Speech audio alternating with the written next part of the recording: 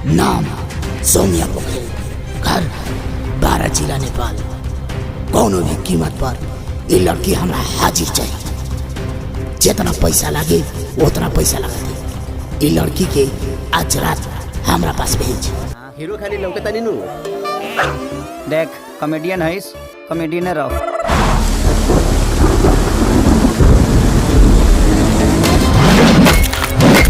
मधुमक्खी के छत्ता में हाथ डले बा ऐसा मौत दे की दुनिया देखी।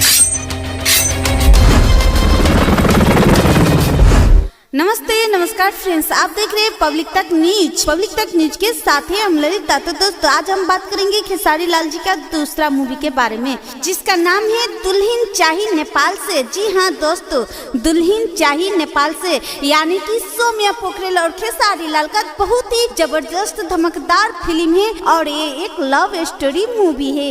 इसमें कलाकार में है मेन लीड हीरो का रोल निभा रहे खेसारी लाल यादव जी और उनका साथ दे रहे हीरोइन के रूप में सोनिया पोखरेल और विलियन का रोल कर रहा है अवधेश मिश्रा जी। जी हाँ दोस्तों, वैसे ही कॉमेडी का रोल कर रहे बतासा चाचा। तो दोस्तों आप लोग सोचते होंगे कि ये फिल्म किसने लिखा है, तो ये फिल्म लिखा है विजय चौहान ने। जी हाँ दोस्तों, बहुत ही अच्छा धमकदार मूवी है और इसका डायरेक्टर है सुधीर मल्लिक। जी हाँ दोस्तों, सुधीर मल्लिक। और इस फिल्म में संगीत दे रहे श्री राम संगम जी।